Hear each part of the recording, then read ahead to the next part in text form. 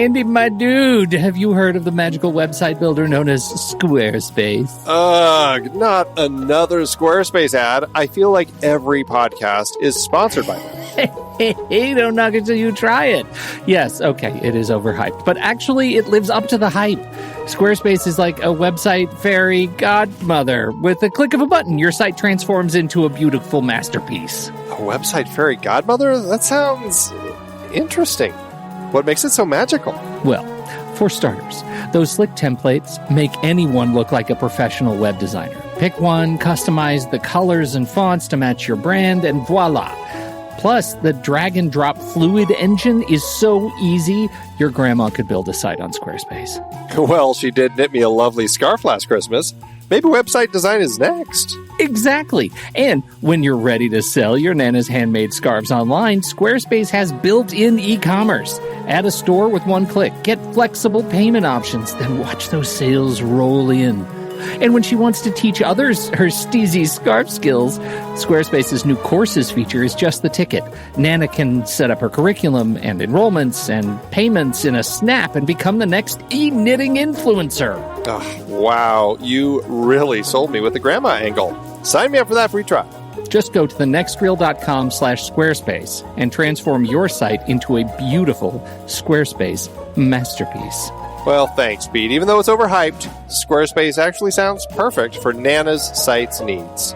Appreciate the warning on the ads, though. I'll brace myself next time I listen to a podcast. Anytime. Let me know if you need any help getting that site up and running.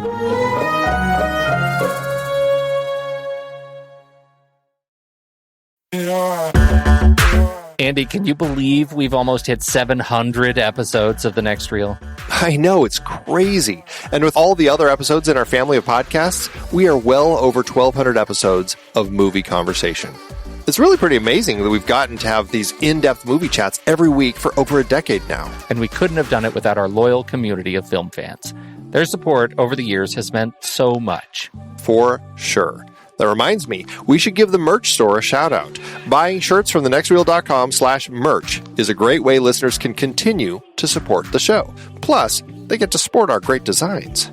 Absolutely. I think sometimes folks forget we have a variety of shirts, mugs, phone cases, and more available. In fact, a great place to start is with a shirt sporting the Next Reel's logo. We also have that classic Fast Times Spicoli Surf School tee, or the weirdly popular Rusty's European Tour shirt.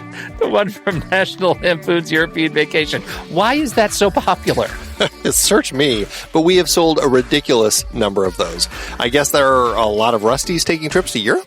We're always adding new designs based on movies we've covered, like our brand new design for a streetcar named Desire, featuring a streetcar named Desire. So if you want to rep your love of TNR and films, head to thenextreel.com/merch. Every purchase helps us continue to have these weekly in-depth conversations. So visit thenextreel.com/merch today. And as always, thanks for listening and being a part of the Next Reel community. We've got lots more great movie chats coming your way. I'm Pete Wright. And I'm Andy Nelson. Welcome to the Next Reel. When the movie ends, our conversation begins. The hand is over. We're kind of old-fashioned. We like to make it in bed. You think I've done something wrong, don't you? Terror he could not forget. You think there's something in there, don't you? Torment he could not bear. You want to see? Truth he would not face. Hey! Take a look! Orion Pictures presents Michael Caine in The Hand.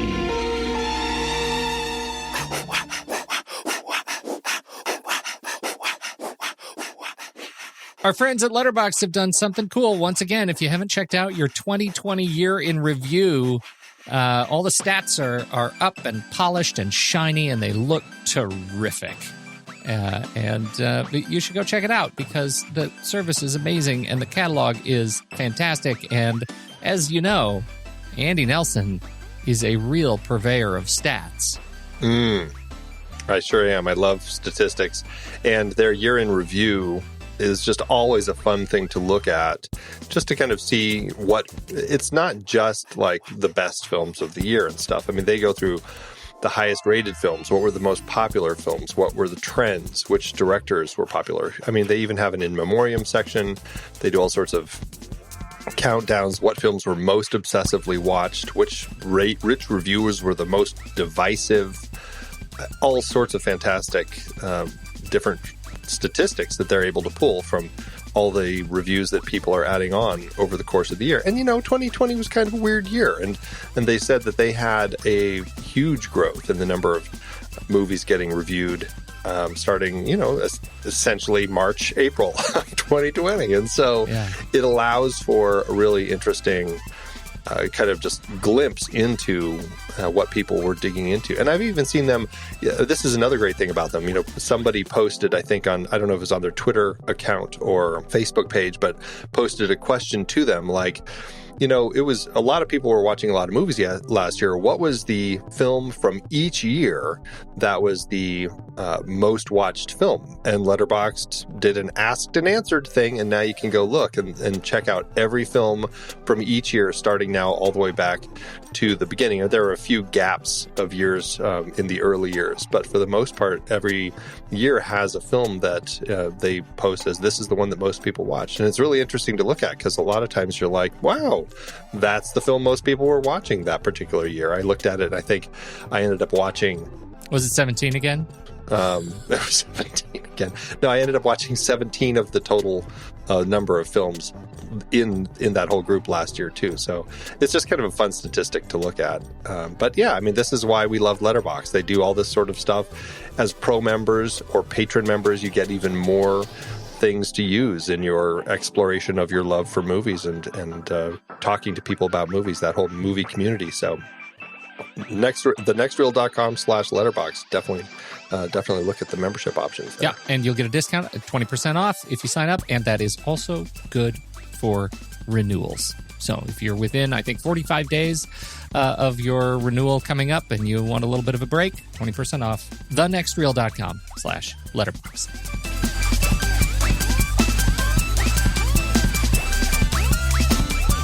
All right, Andy. Welcome to The Hand. El Mano.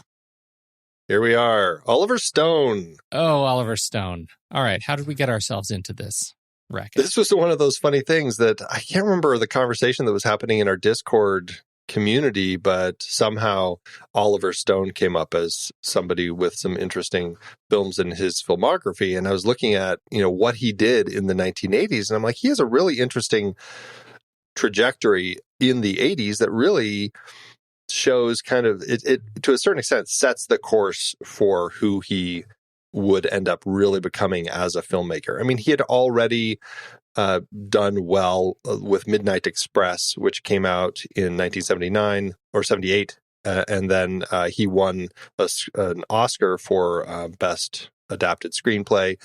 And he had his an indie film that he had made back in 1973.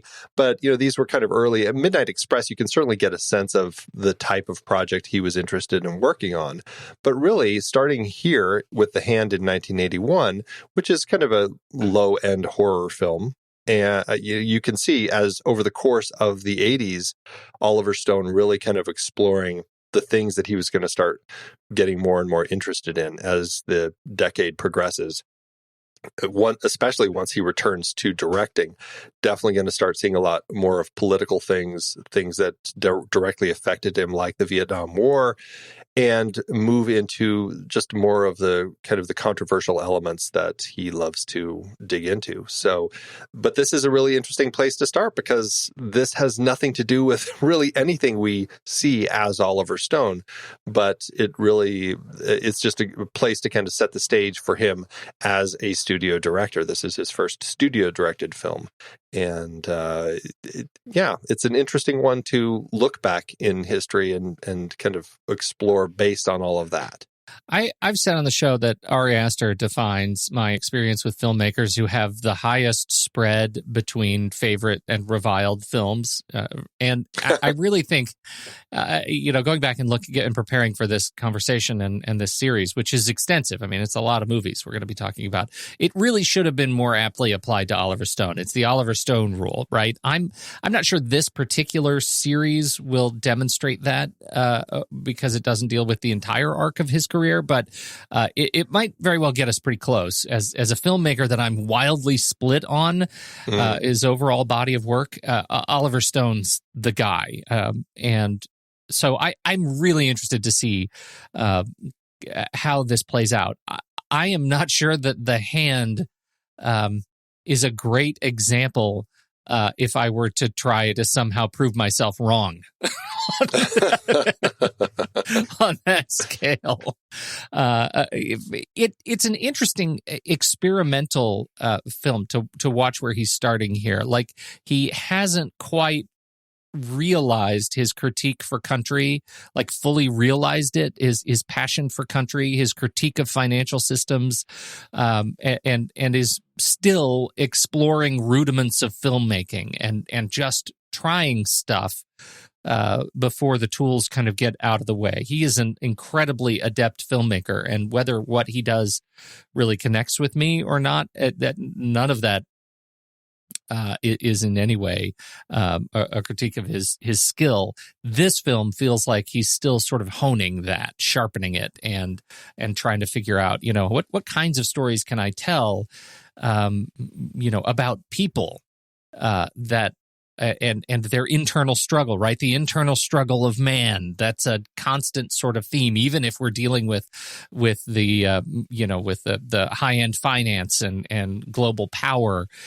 It's still really he's talking about these sort of internal struggles about who we are and what we want to accomplish and the price of power. And that is on display in this movie, and it's told through ultimately a pretty small story about a cartoonist and his wife and their marriage as it's dissolving, and his ultimate impotence that comes from losing his dominant hand in a car accident. It's the sort of story that you can't, and this is why horror is really a good genre to explore these sorts of things, because...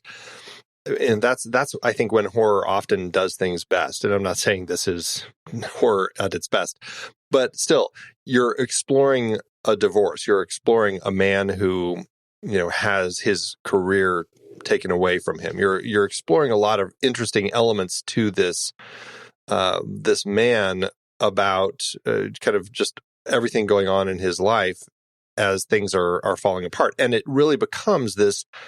Especially the way that Stone directs elements of the film, it becomes an exploration of a man kind of descending into madness, which I thought there were some interesting elements of throughout the film. I think, yeah, you're right. It doesn't display Stone at his best, but for a first studio film, I think he's probably doing what the studio was hired him to do. I think it's an interesting enough film. And I think there are signs of cinematic tools he's playing with that show, okay, I can see him starting to explore how to use these tools to portray a mental state, to portray, inside a character's mind, things like that I was like, okay, I see Stone, the starts of Oliver Stone in this film. And I thought it was, while not the best film, an interesting study. It's an angry film. This movie's angry almost from the get-go, right? I mean, from the opening credits, he's writing an angry character, right? You see these close-ups on his comics. And I think, although I don't remember because it's been a long time since I've watched a lot of Oliver Stone right in a row, but I think anger, fear, abandonment, shame, I think these are things that are sort of perennial favorites of Stone. It'll be interesting for me, I think, to see how what he's holding up for us to learn about those things here. Does it matter in this movie in particular, or is it just a flex? All right, just look at me. I'm writing angry people. I'm writing people who are maladapted to relationships with others. Or does it matter? in his ultimate sort of descent, as you say, into madness. Stone talks about the idea of the villain as the self, which he says is something that he finds in his films as he's kind of looked back on them. He ends up finding that happening a lot in his stories with his protagonist, that there's not necessarily an antagonist per se, but it's man versus himself types of stories. When you're looking at kind of, the overall 5 story types that there are: man versus himself, man versus nature, man versus man, whatever they are. That's the story archetype that he seems to be most drawn to. And you see that on display here. This is really this particular character of John as he's battling with all of these struggles that he's having with his own life.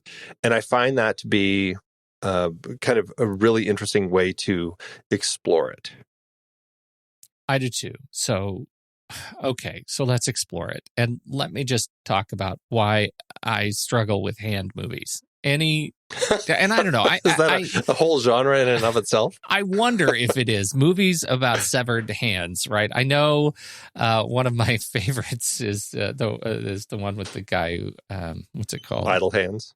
Idle Hands. I love Idle Hands. But are there others movies about severed hands? I think There's are others. The Hands of Orlac, The Beast with 5 Fingers. Evil Dead 2. Addams Family, obviously, is a go-to character that is a hand. Not quite as Dr. horrific, Terror's but yes. House of Horrors. The Exterminating Angel, of course, Idle Hands.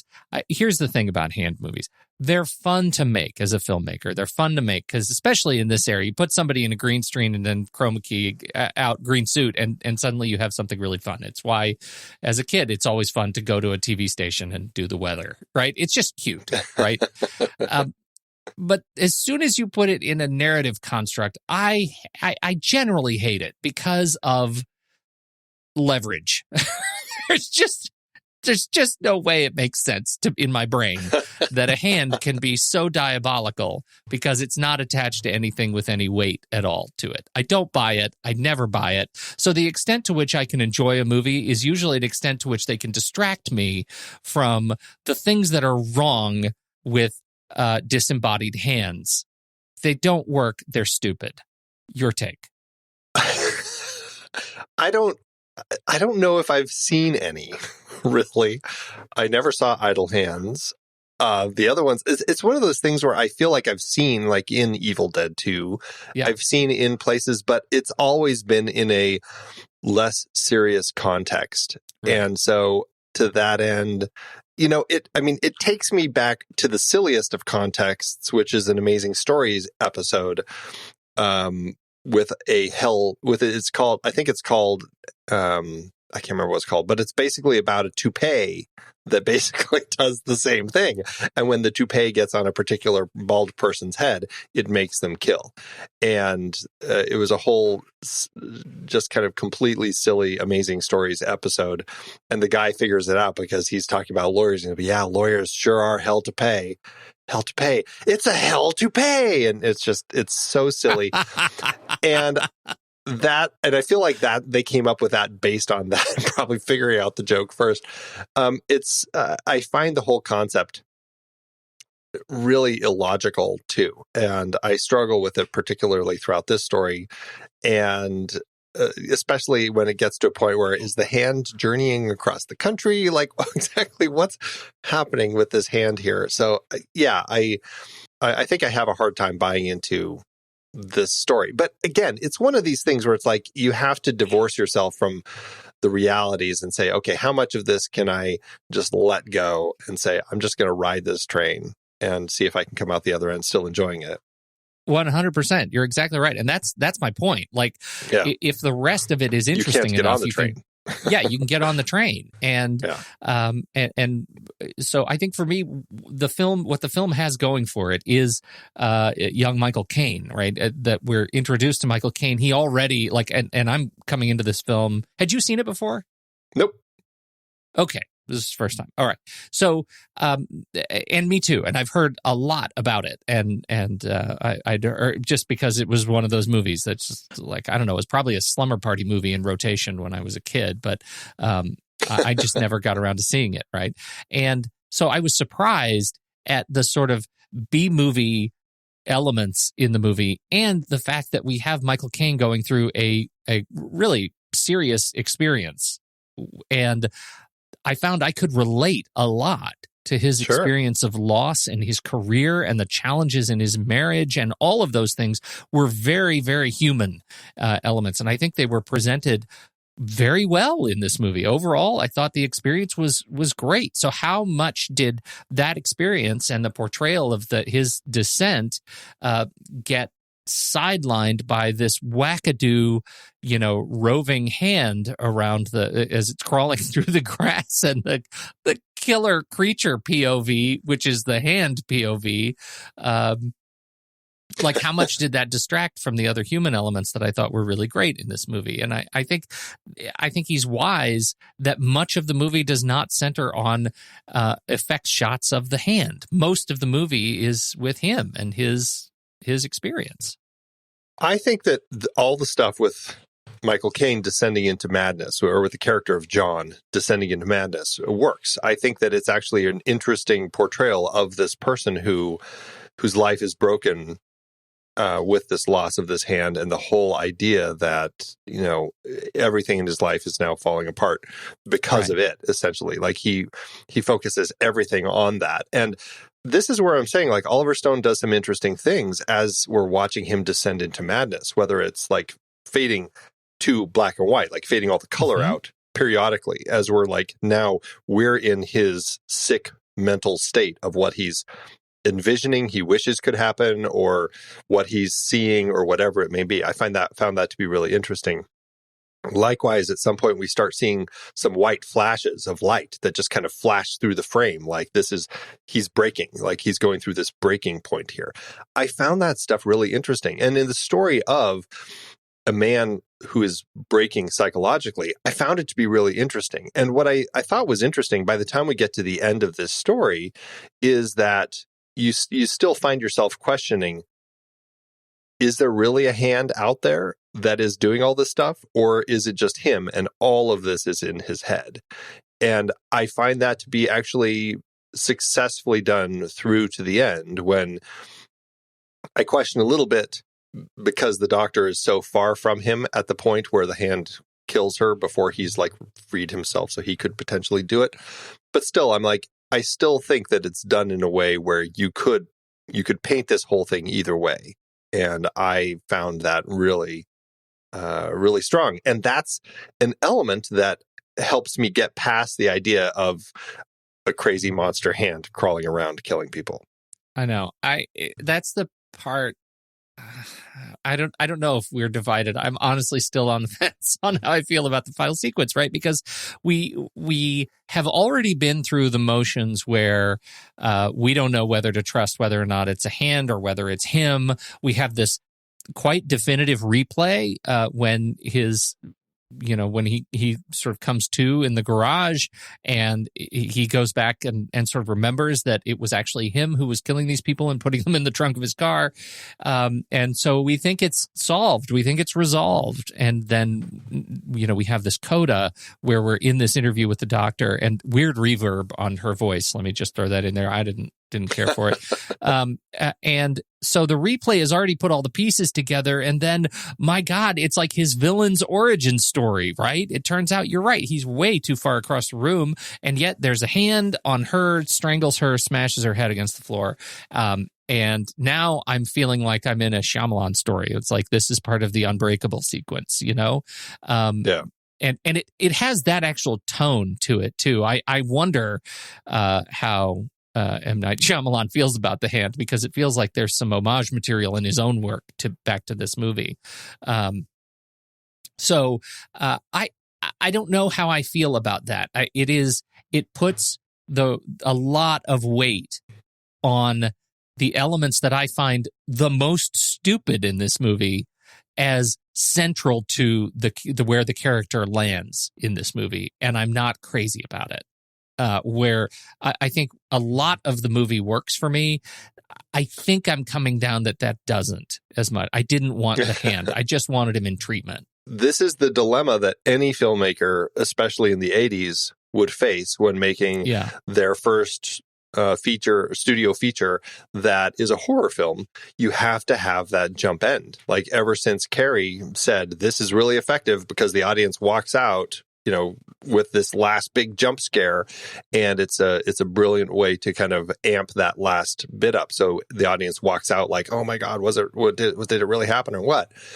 And that, I think, is the nature of what they probably had to do in order to make this successful. I don't know if the original source material, The Lizard's Tale, actually dealt with this at all. I'm not quite sure. By Marc Brandell, I know that Oliver Stone really liked the novel. I know that he found it to be a really interesting psychological portrayal of a man like descending in divorce, essentially.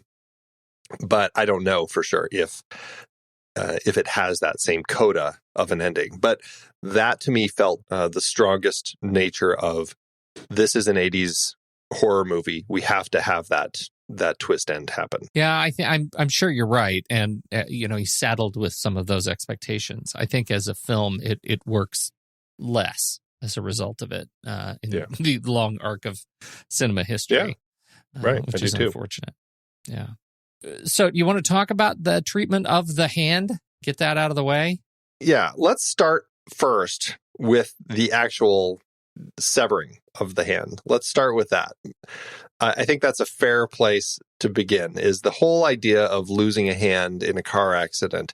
Let me just tell you, Pete, I had never heard of this movie, but I had heard that this could happen to you because as a kid, kids, as we're driving, I would stick my hand out of the window, whether it's to do the little airplane thing or just have your arm resting because it's hot and your arm is resting out with the hand out the window, whatever it was. I heard this so many times.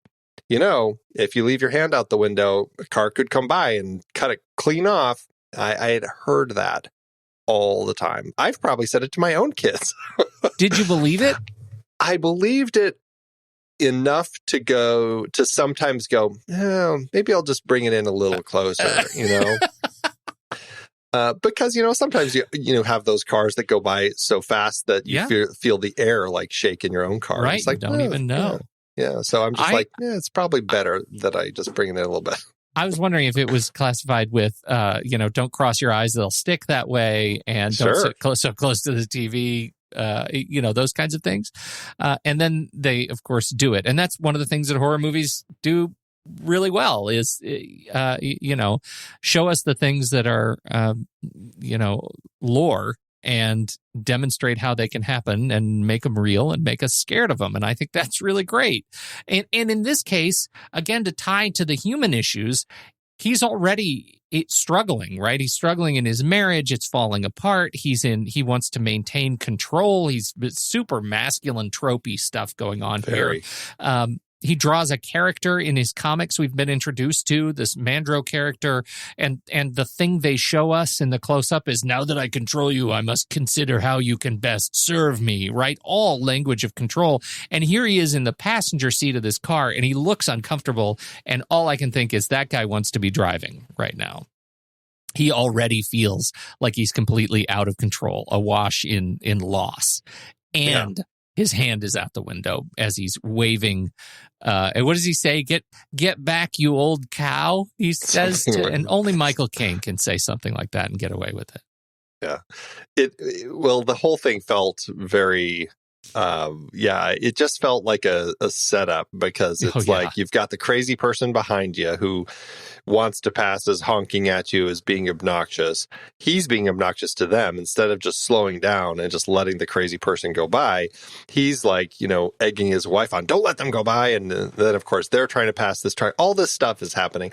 I will say the whole idea, like watching the hand getting severed, as all these pieces come into play at the precise moment, I found that incredibly effective, the way that his wife kind of turns and it right at the moment that they hit the back of that car and his arm is out as he's trying to signal to that lady behind them, and they hit that truck right at that that worst possible moment, and his hand is severed, blood everywhere. He's screaming.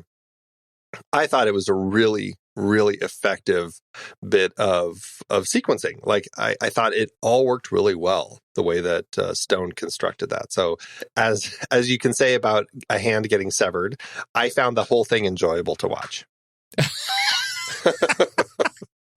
I know that sounds terrible, but yeah. A couple of points. His wife is made out to be, I think, a completely out of control, sort of diminished. I wasn't crazy with what they did with her because it felt like, while I agree with you, generally the sequence in favor of the severing of the arm works.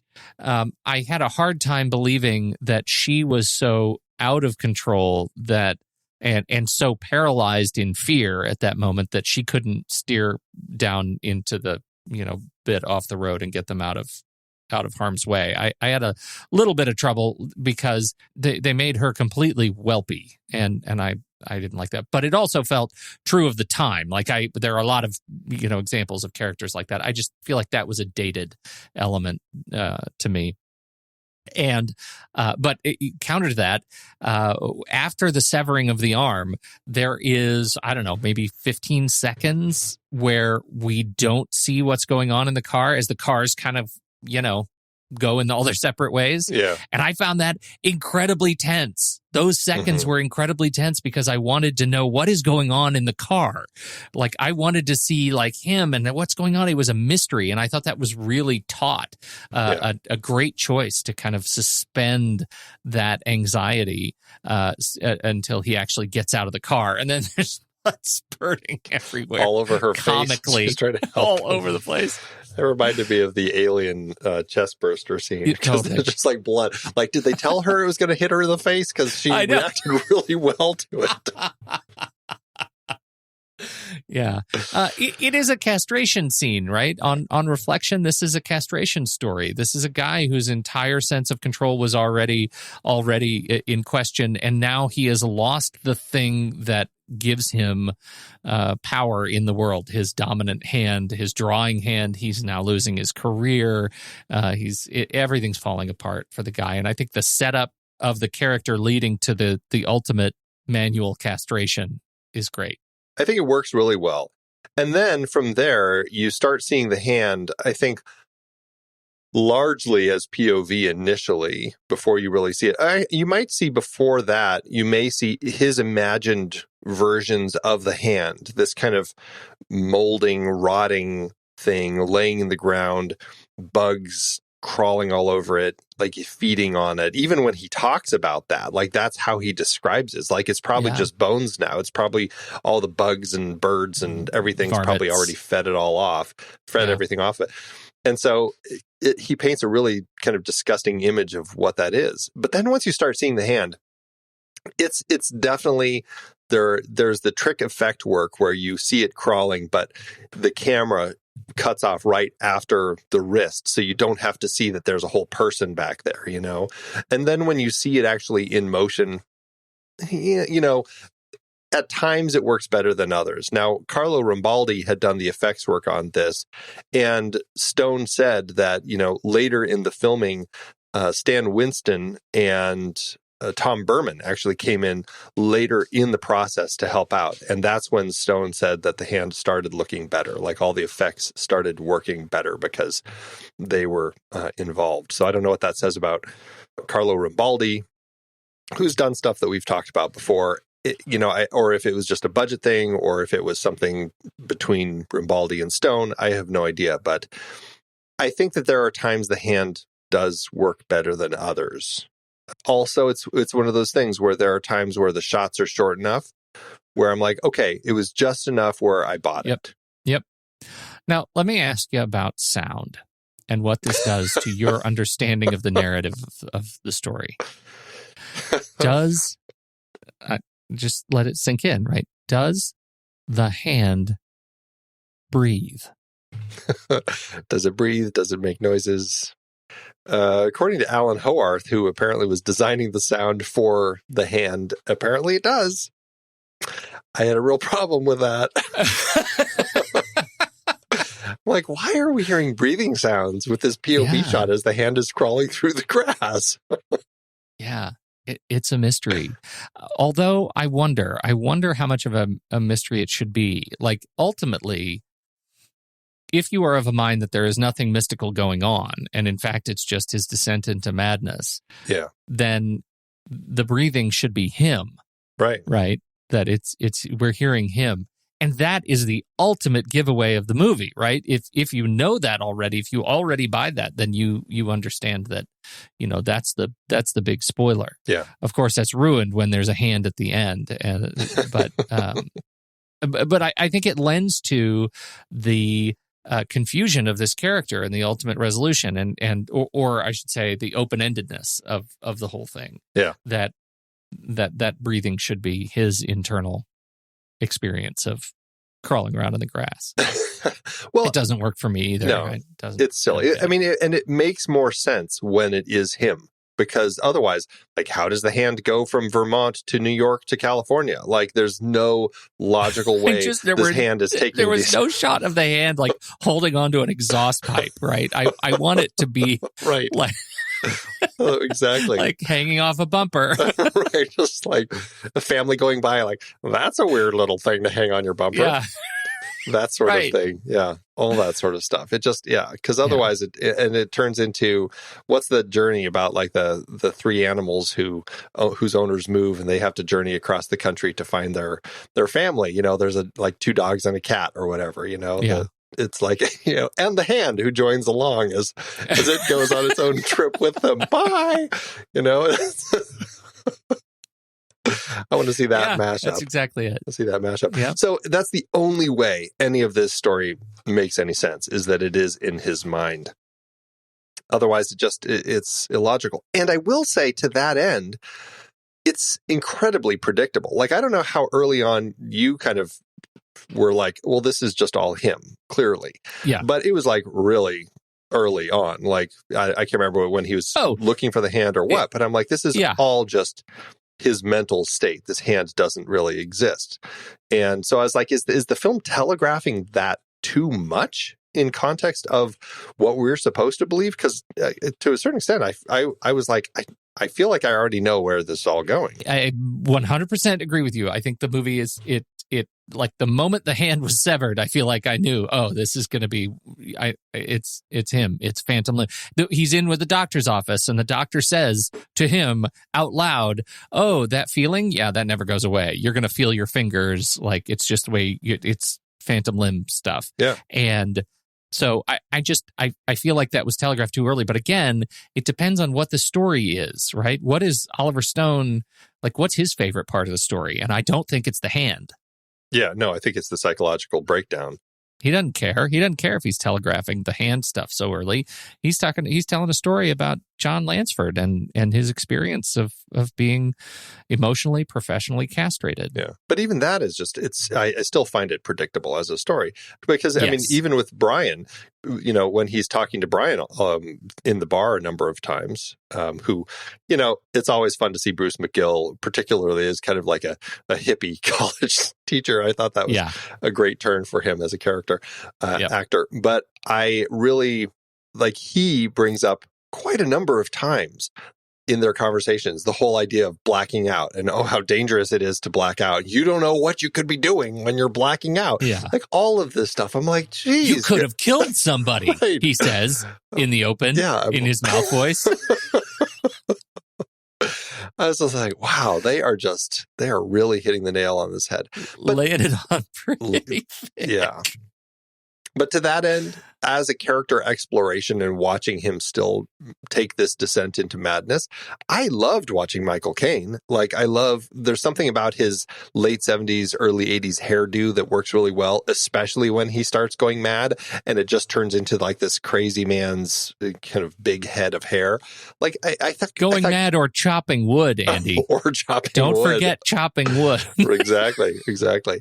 I think Michael Caine, I know he generally up to this point had been playing more good characters. And I think he even said to Oliver Stone at some point, as I recall, that this was a harder character for him to play because he was such a kind of a overbearing and psychologically damaged man who kind of was his own villain. It was a harder thing for him to play, but I loved watching him. I thought he did a great job in the film.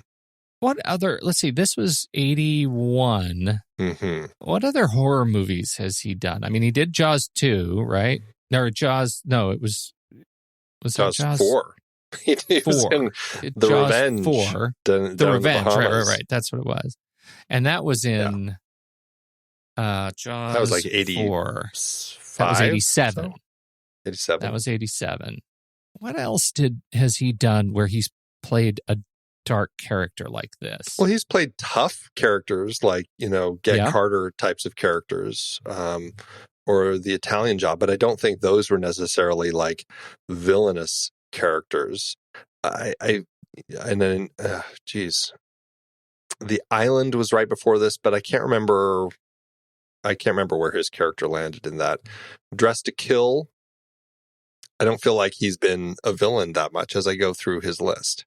And it's interesting, in particular, because I think he's really good at it. Like, I think he's so great at being this guy, and I like seeing it. He is the redemptive force of this movie for me. I just like watching him do it, and I don't know how I would have felt in 1981, not knowing quite so much about him at the time and being very young myself. Like, I'm not sure this would have held sway for me because of the hand stuff, because I was into that then.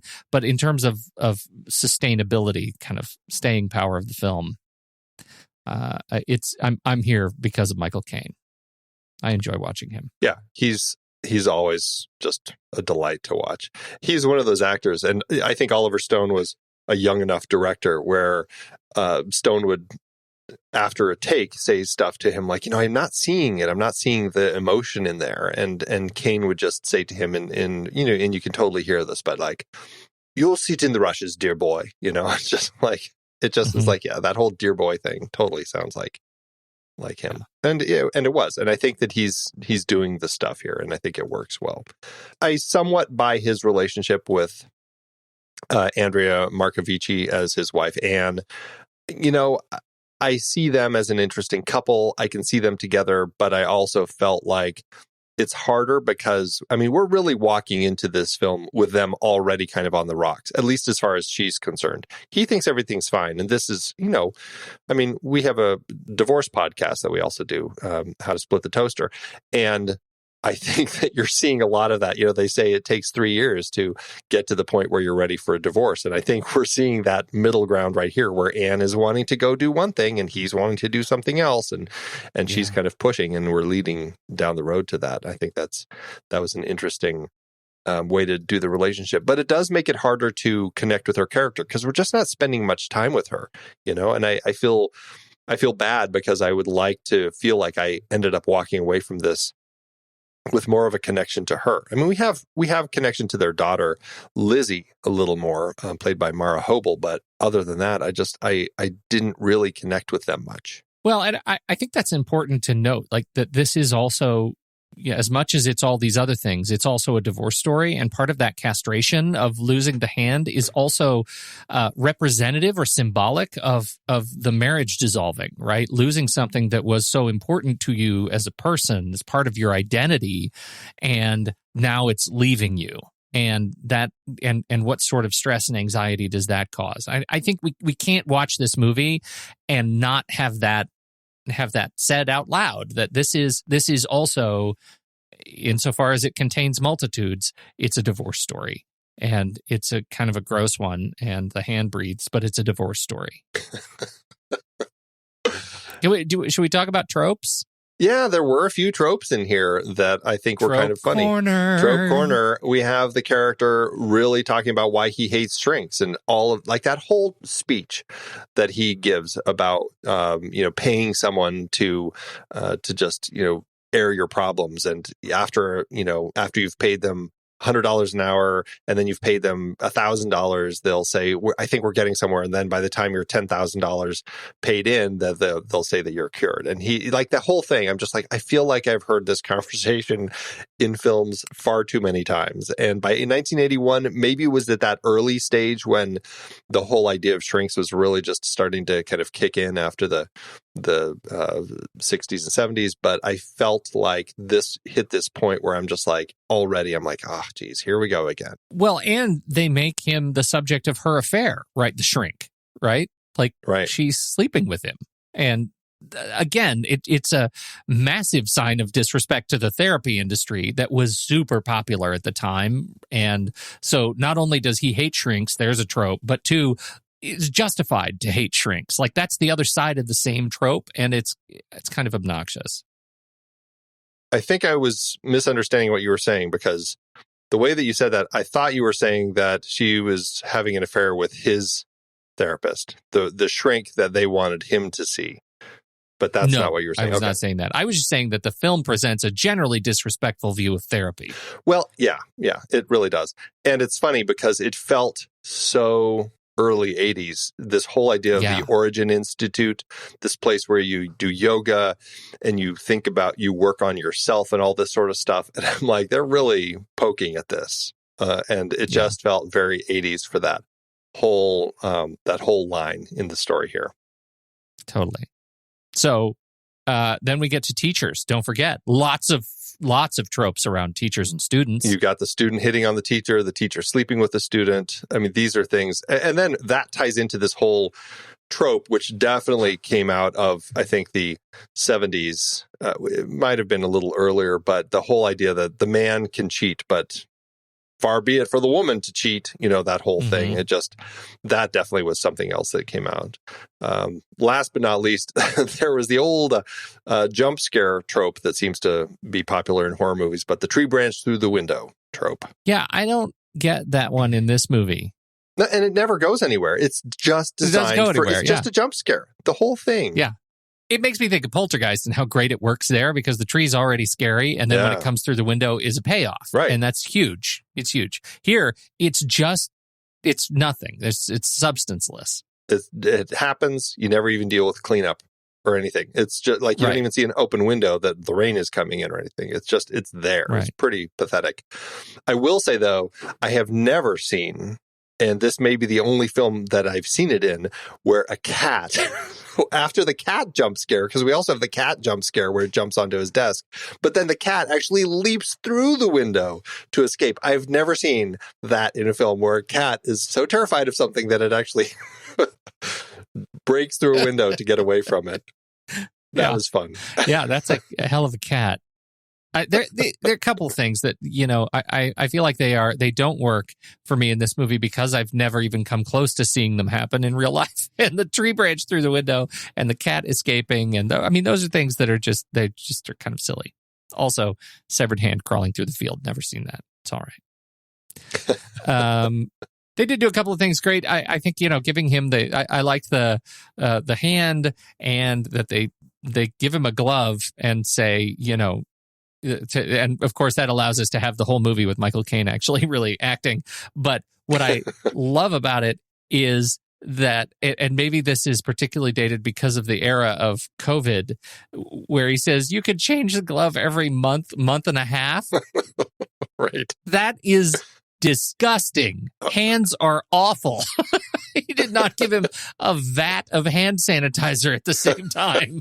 Right. And that is medical malpractice. Especially when you see all the things he's doing with his hand. I'm like, I would watch that, every couple hours at least. Dirty, like lumberjack murder hands that are never washed. Never washed. Covered in blood, dried body parts. Yeah. Yeah. Dried meat as he's trying to cook.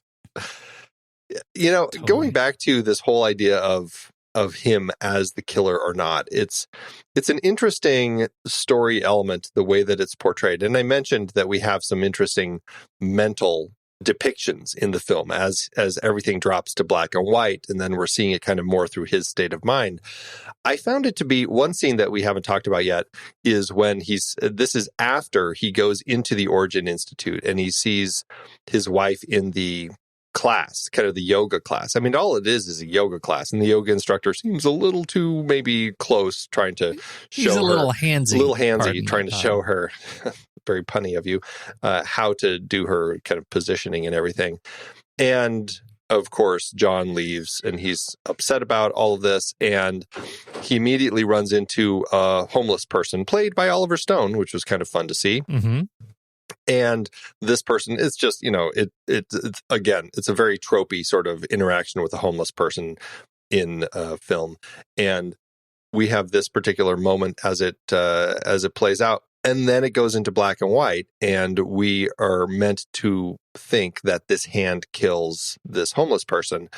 And it made me wonder, especially as we get to the end, because this is never brought up again, the fact that theoretically we're, I suppose, meant to assume that aside from the two bodies in his trunk, there is also a dead bum in the back of an alley somewhere in New York City that also no one would have ever, known who done it, but is the victim of John.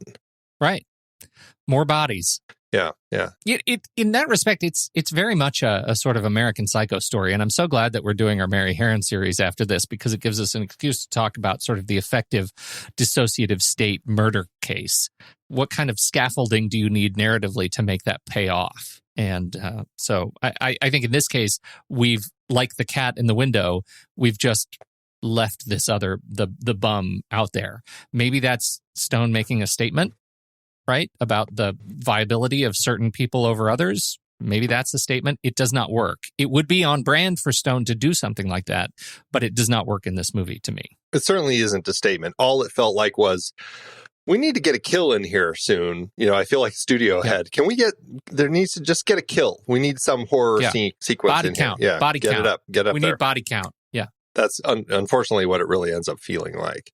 Because otherwise, we had never seen anything in the film that would have led us to believe that John has had a confrontation with a homeless person before that didn't go well, and he felt horrified or disgusted or anything. Like, there was nothing that ever kind of seemed to put him in that fragile state that would lead him to actually kill this person, And I guess we're just meant to believe it was purely the interaction of his wife and with the teacher. Mm-hmm. That really kind of led to that. And so I'm like, that wasn't completely convinced by it. Let's talk about getting it made. Yeah, so I already talked a little bit about the book that Stone found and used as the source material for this.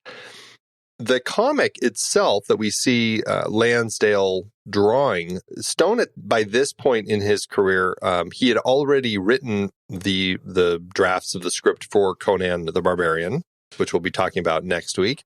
He'd already written that one, and he'd been working with the artist Conan's artist Barry Windsor Smith, who is the artist on the comic at the time, and had Barry actually come in to do all of the artwork for Mandro. So everything you're seeing here, you can see why it has kind of that Conan-esque feel to it. It's because he's doing the artwork for it. Yeah.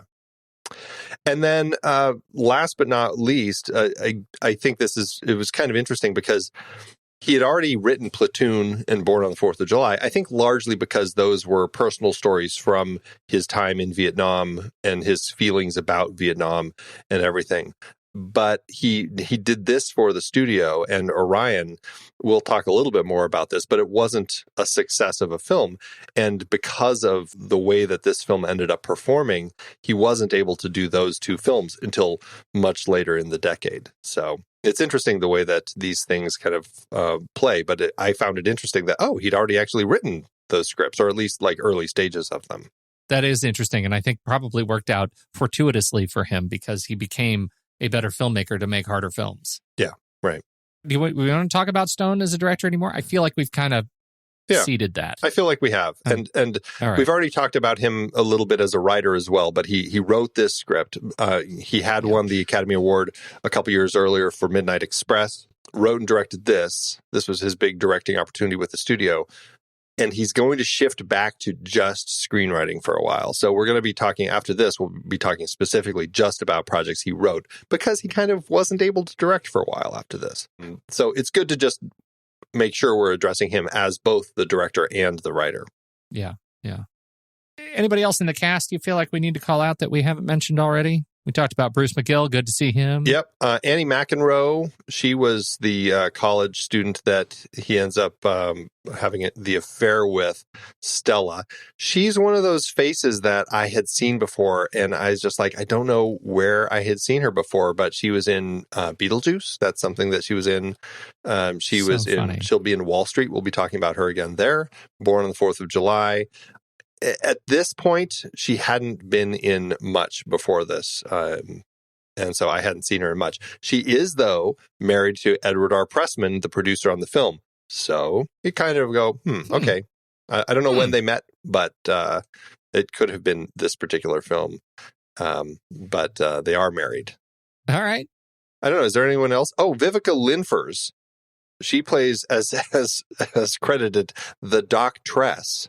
Which okay, what's up with that? Frankly, I had a real problem with that. Is that a thing that we missed? I had never heard that ever. I hadn't either. I didn't know that people at some point felt, we need to define these titles by the gender. So everything that is one thing, how can we split it into a gendered version of that? Steward, stewardess, actor, actress. Doctor, doctress. If there's ever anything that reminds me, and I'm one of those that I grew up with actors and actresses, not just, actors or performers and performeresses. I grew up with it. But if there's ever anything that makes me drop that, it's hearing doctress, because I find it so ridiculous. Ridiculous. Horrible. Just horrible. Yeah. But anyway, Vivica Linfors does play the credited Doctress. I'll just leave it there because that's what they call her. She is one of those faces that has been around for a very long time. She's a Swedish actress and actress. There, I just said it. She's a Swedish performer who had been in a lot of things. She was one of those people who had just done a wide variety of films and theater. She was largely also very prominent in theater. But I think really starting in I don't know if I can completely say this because I don't know her career that well, but she certainly started landing a lot more films in the 80s or taking these roles that happened to be sci-fi horror types of films. Like she plays Aunt Bedelia in Creepshow the very next year. Mm-hmm. She's in Stargate, She's in Stargate. She was in Exorcist 3. So she ended up being in some films that it's like, yeah, okay. So she's definitely doing, I don't know if she was just doing it because they're, at a certain point in your career, like, let's do something a little more fun. And I mean, she did plenty of other things too, but I enjoy seeing her. I think that her scene is small, but I actually really enjoy what we see of her as the character. As the charactress. Charactress. Andy. Oh, jeez. The only other person that I was going to call out was Charles Fleischer, who plays the new comic book artist who his agent brings in to kind of take over for him after he loses his hand. I was like, who is that? I know that. And it's Charles Fleischer, of course, Roger Rabbit. So I thought that was kind of fun to see him. I have a Charles Fleischer story. Do you? Yeah. Yeah. Tell. So when I was, it was before I went to CU with you, I went to Drew University in New Jersey. Mm-hmm. And my sophomore year there, we had an event and we had a whole bunch of speakers, and he was one of the speakers. And I was assigned to give him a tour of campus. That was the thing. Like when all the speakers came in, they each got a student to walk them around and show them campus. And he came dressed in all black and dark glasses, like I don't know if he was trying to be recognized or not, but he stood way out in our little New England campus, and he didn't care a lick about the tour. Not one iota. I think maybe he said 10 words, and none of them were please or Eddie. So that's my whole story. Charles Fleischer, I gave him a tour. He was not interested. So you were his Chadwick Boseman. I was his Chadwick Boseman. Right? You heard that story, right? You must tell the story. Angela Bassett talked about mostly, unfortunately, after he had passed away. But this was her story of recollection, was when they were first on set together for Black Panther, and she was playing his mother. He reminded her, I was at, I can't remember which school that he was at, but I was the one assigned to you to give you the tour on the campus. And it was just like, from that moment, it was kind of like a very kind of tender reconnection. But I would not have a tender reconnection with Charles Fleischer. He would not remember me and may not even remember that the school existed. I think I did damage to his longstanding impression of the school. Yeah. Good times. Oh, well. There it is. Charles Fleischer. Camera, King Baggett. King Baggett. What a name. King Baggett is still around, but I don't think he is working in the industry anymore. As of like 93, he seems to have completely dropped off the map. Seemed to have a career that lasted from pretty much the early 80s, like 1980 to 1993, and that was it, other than maybe like some camera operator work in the late 70s. But my goodness, did he do some movies, right? I mean, obviously Cheech and Chong's next movie was the very first movie that he did. And now The Hand, Dr. Detroit, Madonna's Burning Up, Second Thoughts, Last Starfighter, Oh God, You Devil. Yep. Revenge of the Nerds, Tough Guys, Vice Versa, Dream a Little Dream, Where the Day Takes You, ending with Boiling Point, Wesley Snipes and Dennis Hopper. I wonder how many people working in Hollywood, their last films are either Wesley Snipes or Dennis Hopper films. Ending on a high note? It depends on your perspective, I guess. Right.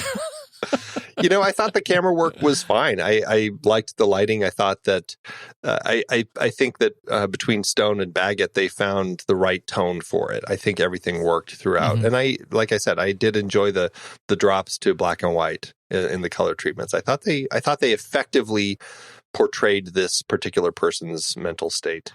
Yeah, I agree. And we got to talk about your favorite J. Oh, James Horner, one of my 10 Js of film composers. Yeah, this was an early one for him, but I just, the music, it's not a score I had actually ever listened to, but listening to it throughout the film, so often you can just hear those James Horner elements that come through that clearly were something that he used often in his work. That was a way to kind of give it the tone that he wanted, but it just became so stuff that he used so frequently in his work. And I still really liked it. I just liked hearing a James Horner score that I had never actually listened to before. I'm like, oh, there he is. It was kind of nice. I assume we have no facts and tidbits, but I wonder if you're going to talk about the planned sequel, Left for Vengeance. Get it? It's like The Other Hand. Right. Left for Vengeance. Left hand. Yeah, do you get it? I will say, I have heard nothing of any remakes of this film or sequels, but I was somewhat, I don't know if it's just because the film bombed that it did poorly, but this seems like the sort of thing that I was expecting, perhaps like a comic book adaptation to have been done because of the nature of the story. It seemed like one that would work. I just felt like this is one that could warrant that, or even kind of a graphic novel sequel or something like that. But no one seems interested. Vengeance in the Other Hand. Okay, how to do it award season. Over at the Saturn Awards, the Academy of Science Fiction, Fantasy, and Horror, Vivica Linfors, even though she's hardly in the film and only at the very end, she did get nominated for Best Supporting Actress for her little bit there as the Doctress. Let me once again remind you, she did lose out to Frances Sternhagen in Outland, who we very much liked in that particular film when we talked about it. Yes. So I think that's completely warranted, especially since Sternhagen has a much larger presence in the film. Yeah. And then at the Stinkers, the Bad Movie Awards, Mara Hobel, the young girl who plays their daughter, she was nominated for the worst on-screen hairstyle. And I'm like, it was 1981. I didn't think it was that bad, especially for a kid. I thought that was kind of a rude nomination. But she did lose to Barry Humphries in Shock Treatment. Worst on-screen hairstyle, Barry Humphries in Shock Treatment. I need a refresher. Well, that was the Rocky Horror sequel. Oh, Yeah. yeah. No, Okay. it's terrible. It is terrible. I can give that to. Yeah, I'm good with that one. Yep, that's a fair win. All right, bad hair. How'd it do at the box office? You say it bombed.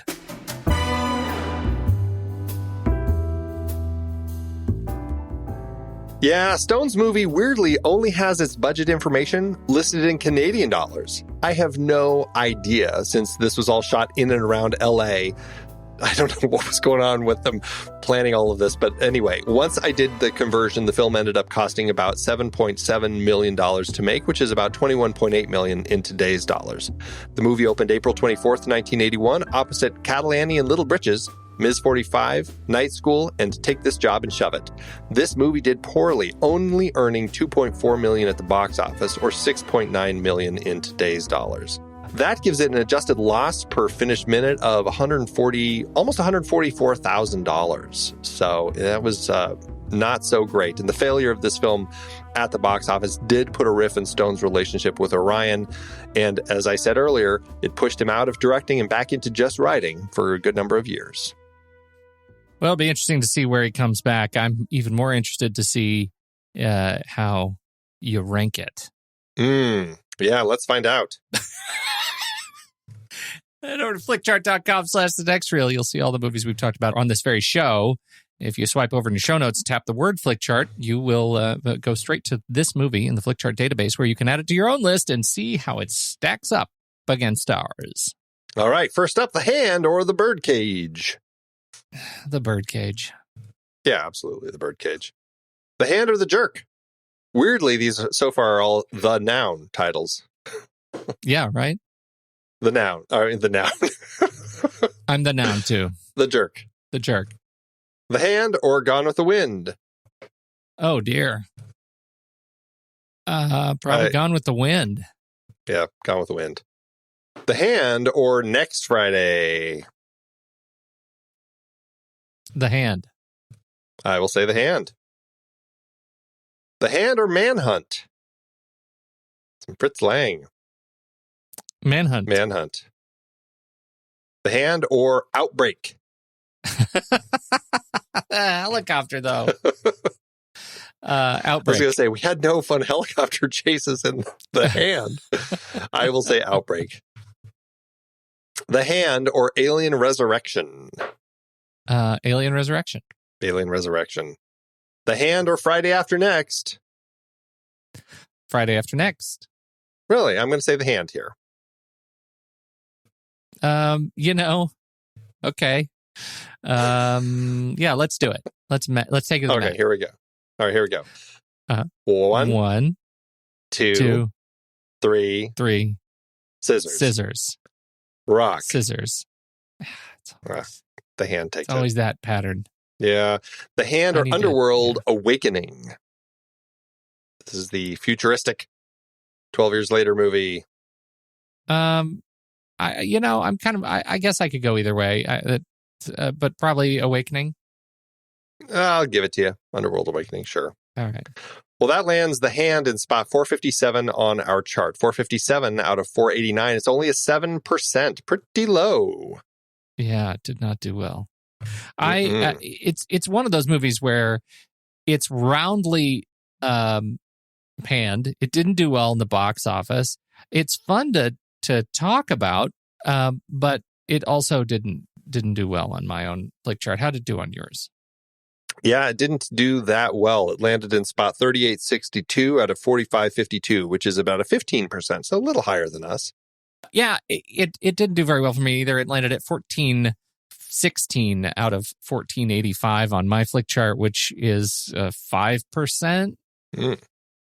But it just came up against everything. It was just so easy. It was just there was no conflicted, like I didn't rock, paper, scissors myself at all. And I do that often now. I'd like to see that, yeah. So according to the algorithm, this should be a 0 stars over at letterboxd.com/the next reel. It's not a 0-star movie. That's ridiculous. But it's not great. It's not a 5-star either. I'm thinking 1.5, 2 stars. I'm kind of in that range right now. Where are you? Yeah, I'm at 2 stars. I think that there's enough interesting stuff here to actually make it watchable. I found it very watchable. I even give it a heart because I had fun with it. I would watch this again. It's a late night, bad movie kind of watch, but yeah. I had fun with it. I really just love watching Michael Caine. So I 2 stars and a heart for me. I'm with you. I'll do the same. 2 stars and a heart. That feels good. All right. That's where we sit. Where do we go from here? Well, like I hinted, we're going to be talking about Oliver Stone as a writer for a little while now. We're going to be looking at Conan the Barbarian, which I haven't seen in a little while, but I'm looking forward to jumping back into that one to check out. This was the very next year, 1982, directed by John Milius. It's been a long time since I've seen that movie. Long time. Yeah, me too. When the movie ends, our conversation begins.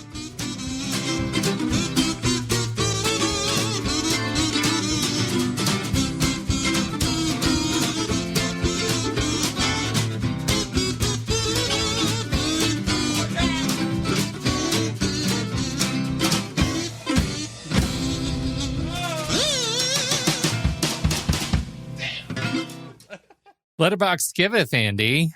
As Letterboxd always doeth.